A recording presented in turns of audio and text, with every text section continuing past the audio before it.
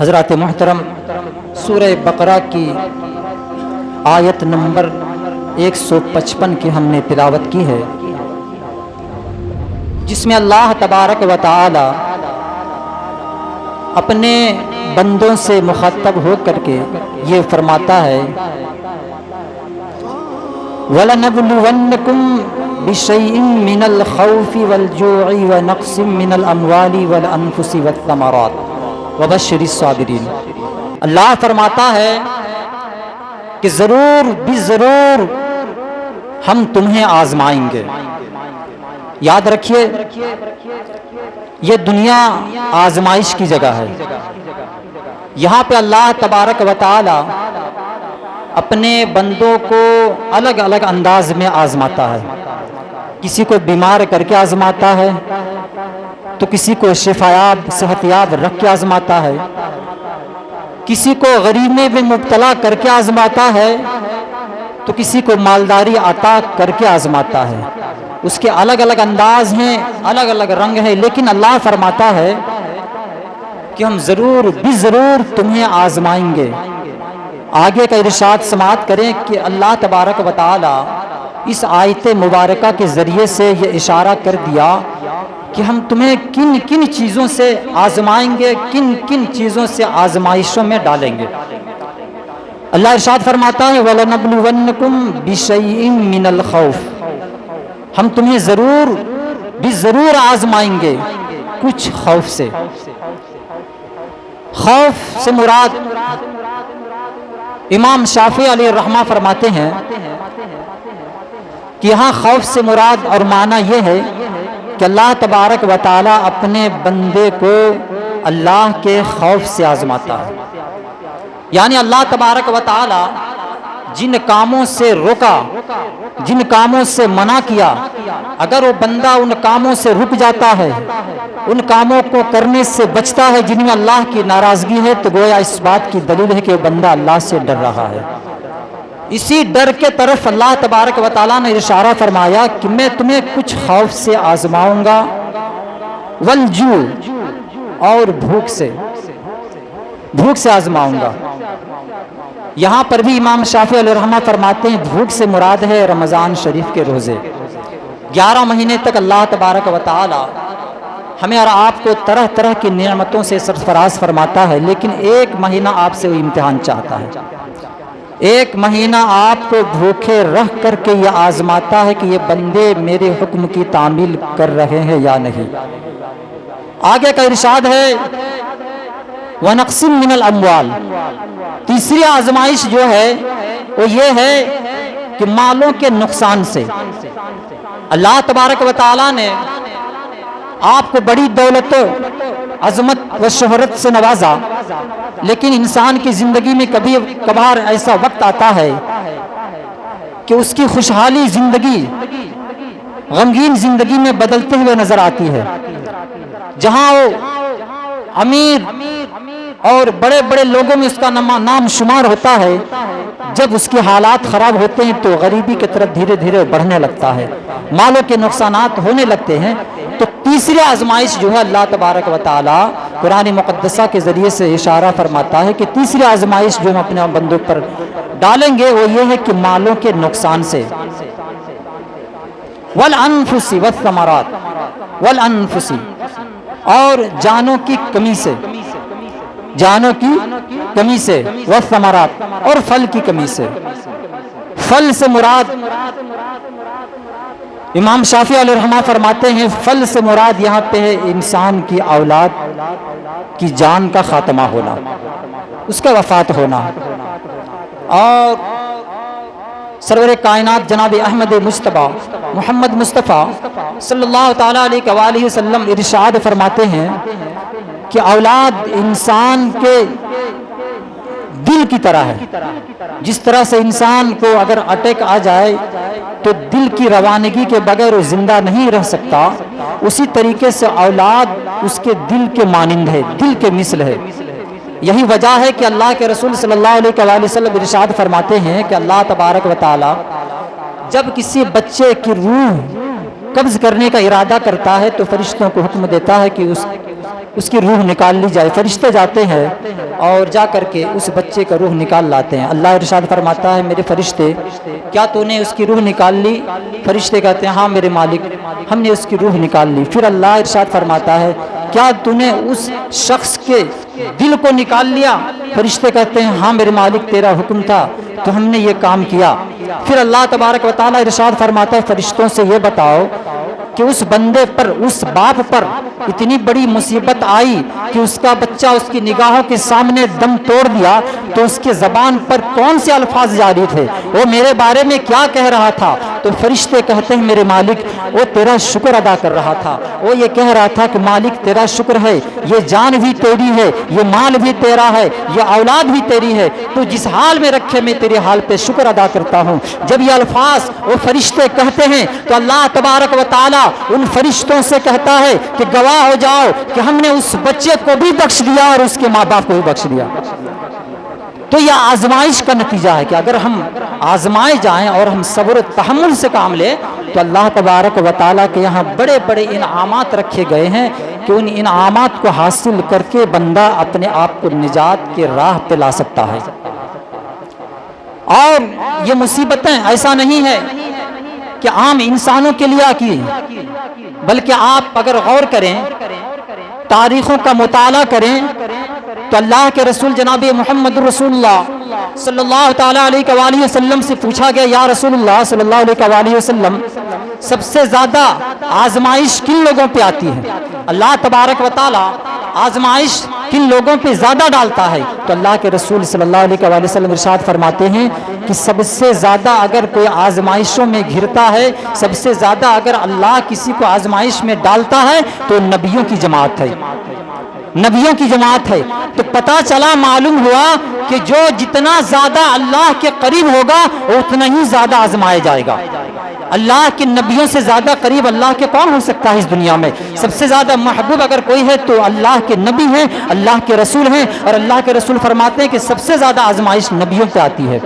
آپ تاریخوں کا مطالعہ کر کے دیکھ لیں. حضرت ایوب علیہ السلام جنہیں صابر کے نام سے دنیا جانتی ہے، اللہ تبارک و تعالیٰ نے بڑی نعمتوں بڑی دولتوں سے انہیں نوازا تھا، اولادوں سے نوازے تھے اور ہر طرح کے آرام و آشائش سے وہ نوازے گئے تھے. ایک دفعہ اللہ تبارک و تعالیٰ فرشتوں کے درمیان یہ عرض کرتا ہے میرے فرشتے دیکھ میرے ایوب کو دیکھ کہ ہر لمحہ ہر وقت میرا شکر ادا کرتا ہوا نظر آتا ہے، چاہے وہ خوشی کا ماحول ہو یا غم کا ماحول ہو، ہر لمحہ وہ میرا شکر ادا کرتا ہے. فرشتے کہتے ہیں مالک تو نے اسے نوازا ہی اتنا ہے کہ کیوں نہ وہ شکر کریں، کچھ کمی ہو تو پھر آزمائش ہو. تو نے تو ہر چیز سے حضرت ایوب علیہ السلام کو نوازا ہے. رب نے کہا اگر ایسی بات ہے تو جا کر کے میرے ایوب کا امتحان لے لے، میری طرف سے تمہیں اجازت ہے کہ تم جس طرح چاہو ایوب علیہ السلام کا امتحان لے سکتے ہو. فرشتے جب حکم پاتے ہیں اجازت طلب کر لیتے ہیں تو پھر حضرت ایوب علیہ السلام کے قریب پہنچتے ہیں. پہنچنے کے بعد ان کے جو باغات تھے وہ جل جاتے ہیں، ان کے جو جانور تھے وہ سب کے سب مر جاتے ہیں، یہاں تک کہ اولادیں بھی فوت ہو جاتی ہے. اور بات یہیں تک ختم نہیں ہوتی بلکہ وہ فرشتے حضرت ایوب علیہ السلام کے جسم میں ایک بیماری پیدا فرما دیتے ہیں اور وہ اس بیماری میں مبتلا ہو جاتے ہیں. ان کے جسم میں پھوڑے اور اس طرح کے زخم نکل آتے ہیں کہ اس میں کیڑے رینگنے لگتے ہیں. اور تاریخوں کا آپ مطالعہ کریں، حضرت ایوب علیہ السلام گھبرائے نہیں، غم نہیں کیے، خوف نہیں کھائے، بلکہ ہر لمحہ اللہ کا شکر ادا کرتے رہے. یہاں تک کہ ان کے زخم سے جو کیڑے نکلتے تھے اس کوڑے کو واپس زخم میں رکھ دیتے تھے اور کہتے تھے تو کہاں جا رہا ہے، تیرا رزق رب نے اسی میں رکھا. اللہ اکبر. یہ حضرت ایوب علیہ السلام تھے جنہوں نے صبر تحمل کا دامن نہیں چھوڑا. اور ایک دفعہ آپ کی زوجہ آپ سے کہتی ہے کہ آپ تو اللہ کے نبی ہیں، آپ کی دعا رد نہیں کی جاتی، نبیوں کی دعا اللہ کی بارگاہ میں قبول ہوتی ہے، آپ کیوں نہیں دعا کر لیتے اپنے لیے کہ اللہ تعالیٰ آپ کو شفا دے دے. حضرت ایوب علیہ السلام کہتے ہیں میری زوجہ یہ بتا کہ بیماری کو ہوئے کتنے دن ہوئے؟ ان کی زوجہ کہتی ہے کہ 18 سال. پھر حضرت ایوب علیہ السلام کہتے ہیں کہ جب میں صحت یاب تھا تو پھر کتنے سال میں زندہ رہا؟ پھر ان کی بیوی کہتی ہے کہ 60 سال. حضرت ایوب علیہ السلام کہتے ہیں کہ بیماری کو بھی 60 سال ہو لینے دے، پھر اس کے بعد میں دعا کروں گا. جب یہ لفظ حضرت ایوب علیہ السلام کہتے ہیں تو اللہ تبارک و تعالیٰ کو یہ الفاظ اتنا پسند آیا کہ اسی وقت اللہ تبارک و تعالیٰ نے انہیں شفا یاب کر دیا، شفا یاب کر دیا اور صحت و تندرستی میں آ گئے۔ پھر ان کی جوزا حضرت ایوب علیہ السلام سے کہتی کہ یہ بتا ایوب، وہ سکھ کے دن اچھے تھے یا دکھ کے دن اچھے تھے؟ کیا محسوس کر رہے ہو؟ قربان جائیں حضرت ایوب علیہ السلام کے الفاظ پر۔ حضرت ایوب علیہ السلام کہتے ہیں کہ میرے لیے دکھ کے دن اچھے تھے، اس لیے اچھے تھے کہ جب میں بیمار تھا، جب میں پریشانیوں میں مبتلا تھا، تو 24 گھنٹے میں ایک مرتبہ مجھ سے میرا رب پوچھتا تھا ایوب کیسا ہے، تیری حالت کیسی ہے؟ جب میں بیمار تھا تو اللہ تبارک و تعالی ہم سے پوچھا کرتا تھا 24 گھنٹے میں ایک مرتبہ کہ ایوب تیری حالت کیسی ہے، تو اس وقت کیسا ہے؟ 12 گھنٹہ میرا اس پوچھنے کی لذت کی وجہ سے گزر جایا کرتا تھا، اور 12 گھنٹہ اس انتظار میں گزرتا تھا کہ کب میرا رب مجھ سے میری حالت پوچھے گا۔ اب تو میں شفایاب ہو گیا ہوں، اب تو میرا رب مجھ سے نہیں پوچھتا کہ ایوب تو کیسا ہے۔ تو میرے بھائیوں، مصیبتیں آتی ہی اسی لیے کہ انسان کو بلندی تک پہنچا دے، مصیبتیں آتی ہی اسی لیے کہ اگر بندہ غفلت میں ہے، اگر اللہ کو بھول بیٹھا ہے، تو مصیبتیں اسی لیے آتی ہے کہ وہ اللہ کو یاد کرے، اللہ کی دہلیز پہ آ کر کے نماز پنجگانہ ادا کر کے اللہ کا شکر ادا کرے۔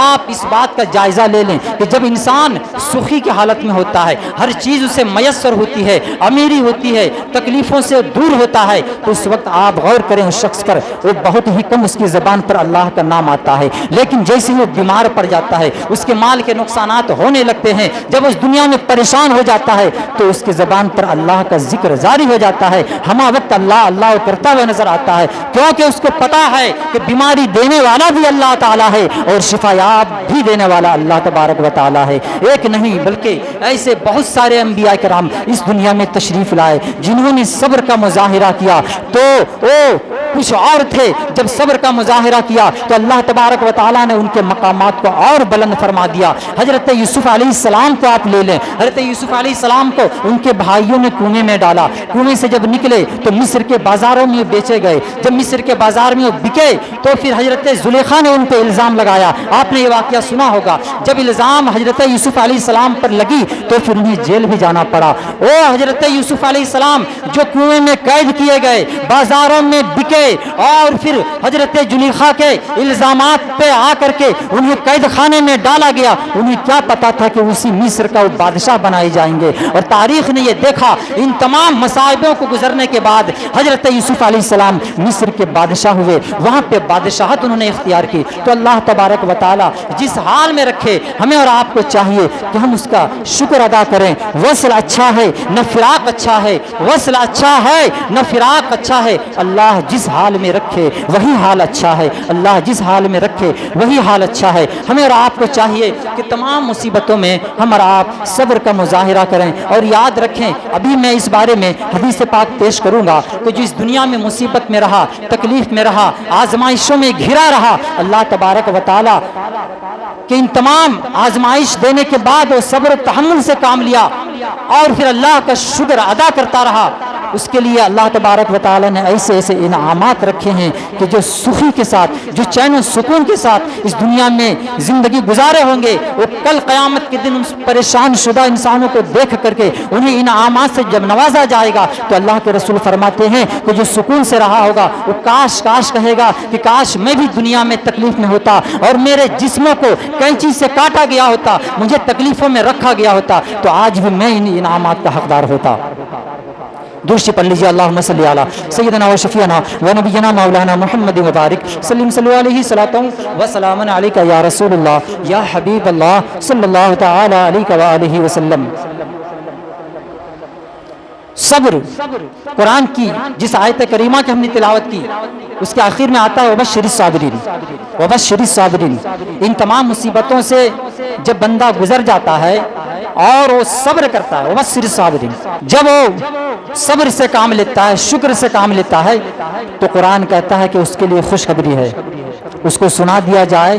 جو صبر و تحمل سے کام لیتے ہیں انہیں بتا دیا جائے ان کے لیے خوشخبری ہے، دنیا میں بھی وہ کامیاب ہیں اور آخرت میں بھی وہ کامیاب ہوتے ہوئے نظر آئیں گے۔ حضرت ابراہیم علیہ نبینا علیہ الصلوۃ والتسلیم، میں ان کی بات بتا کر کے آگے میں آپ کے سامنے یہ عرض کروں گا کہ صبر کرنے کا فائدہ ہمیں اس دنیا میں کس طرح ملتا ہے اور آخرت میں کیا ملنے والا ہے۔ حضرت ابراہیم علیہ نبینا علیہ الصلوۃ والتسلیم، اللہ کے او برگزیدہ نبی، او بندہ، او نبی، جنہوں نے ایک نہیں بلکہ کئی تکلیفوں کا سامنا کیا۔ ان کو جب حکم ہوا کہ اپنے بیٹے کی قربانی پیش کرو تو حضرت اسماعیل علیہ السلام کو پیش کر دیے۔ بیٹا سے زیادہ محبوب، اولاد سے زیادہ محبوب ایک انسان کے لیے کچھ نہیں ہوتا، لیکن جب رب کا حکم آیا تو حضرت ابراہیم علیہ نبینا علیہ الصلوۃ والتسلیم نے اپنے لخت جگر کو اللہ کی بارگاہ میں پیش کر دیا اور قربانی کے لیے تیار ہو گئے۔ پھر جب حضرت ابراہیم علیہ السلام کو نمرودیوں نے آگ میں ڈالنا چاہا تو پھر آگ میں بھی جانے کے لیے تیار ہو گئے، اللہ کے اس فیصلے پہ راضی رہے۔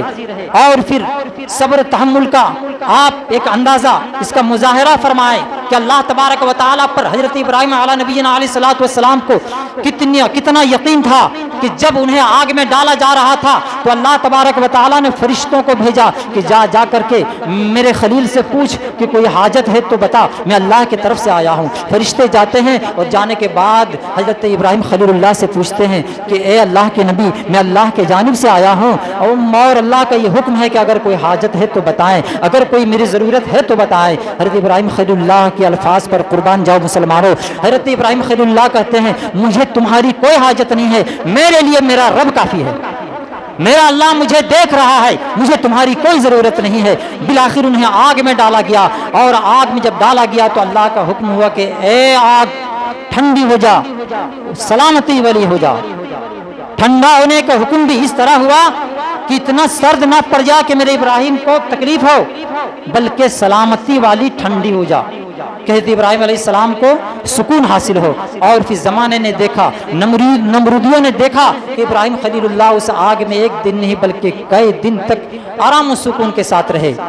ان تمام مصیبتوں کو سہنے کے بعد قرآن کا اگر آپ مطالعہ کرتے ہیں تو حضرت ابراہیم علیہ نبینا علیہ الصلوۃ والتسلیم نے اتنی تکلیفیں سہی، پریشانیوں کا سامنا کیا، لیکن اللہ کے شکر کا دامن نہیں چھوڑا، ہمہ وقت اللہ کا شکر ادا کرتے رہے۔ تو پھر اللہ تبارک و تعالیٰ کی طرف سے انعام یہ ہوا کہ اللہ تبارک و تعالیٰ نے ہمارے اور آپ کے نبی کو جناب محمد رسول اللہ صلی اللہ تعالیٰ علیہ وآلہ وسلم کو ابراہیم خلیل اللہ کے نسل میں پیدا فرمانے کا ارادہ کیا، اور مصطفیٰ جان رحمت صلی اللہ علیہ وسلم کو حضرت ابراہیم خلیل اللہ کے نسل میں پیدا فرمایا۔ تو اتنی بڑی امامت حضرت ابراہیم خلیل اللہ کو عطا ہوئی۔ تو بالآخر کہنے کا مطلب یہ ہے کہ ہر مشکل کے بعد آسانی آتی ہے۔ جب بھی مصیبت آئے تو یہ سمجھنا چاہیے کہ ہو نہ ہو اللہ تبارک و تعالی ہمارے لیے آزمائش ڈالا ہے، ہمیں اس میں کامیابی حاصل کرنی ہے۔